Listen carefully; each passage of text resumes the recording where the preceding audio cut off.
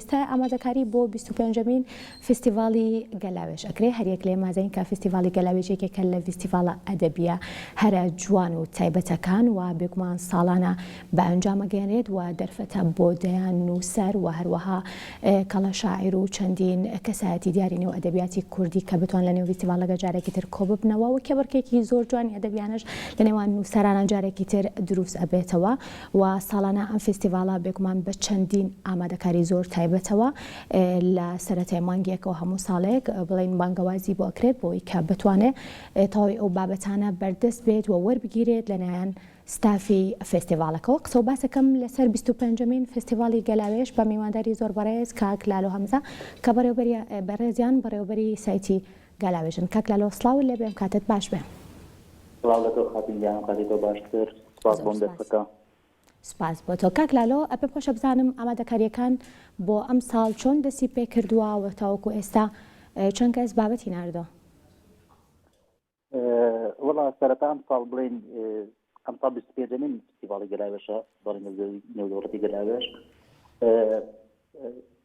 سەرەتا ئەم ساڵ یوبیلی زێوینی فستیڤاڵی گەلاوێژە ئەم ساڵ تایبەتە لە ساڵەکان و جیاوازتر لە ساڵەکانی کات چونکە کاتە 25مین ساڵیەوە و تایبەت و گەورەترین شیانە بێت لەو ماوەی ئەم 25 ساڵە کە گەلاوێژ بەبێت دابڕان بە بەردەوامی فستیڤاڵی کردووە و ئەم ساڵیش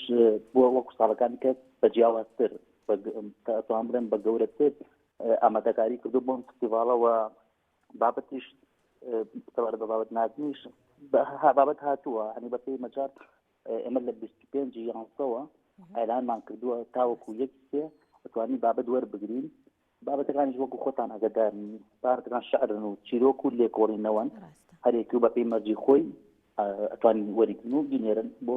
سایتەکەمان. باشە کاک لە لۆلاوانە ئێستا زۆرێک لە نووسەرە گەنجەکان لە ئێستا بینەری کورسات مەگەزین بنوگویان لە بەڕێزت بێ پێیان خۆش بێت کە بەشدار بن لە نێو فستیڤاڵەکە و بابەتیان هەبێ پێم خۆشە ئەگەر زۆر بە کورتی باسێک لە مەرجەکانی هەریەک لە ئەو بابەتانە بکەیت کە بڵین نووسەران نەتوانن بابەتی بۆ بنێرن.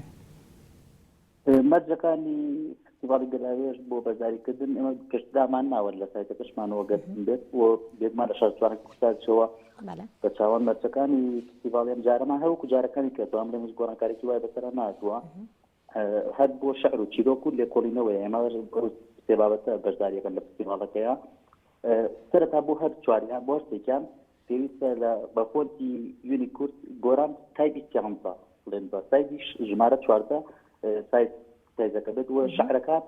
تایبەتە نابێت 4 لاپەڕ زیاتر بێت چونکە شەعر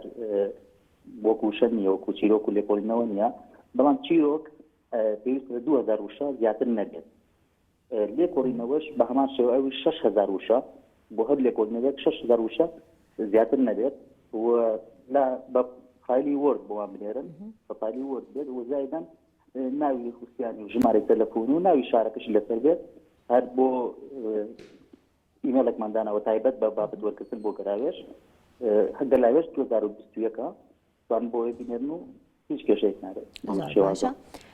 بێگومان وەکو زانین کە بارودۆخی کۆرۆنا لە جیهانە خەریکە سەر هەڵایەتەوە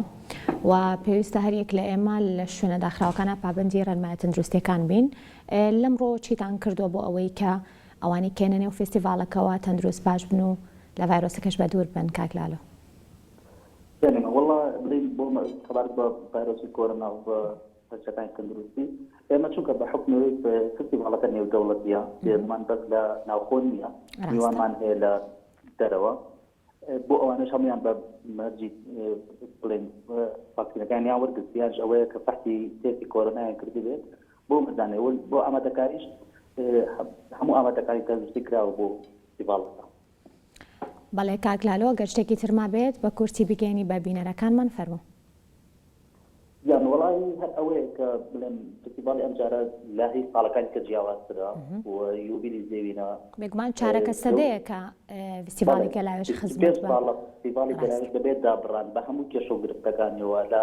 ئەنیو خۆزین لە گەرمەی شڕی ناوخۆ ئەم ئێمە چارەکێ دەبی و ڕووناکبینیمان دەست پێ کردووە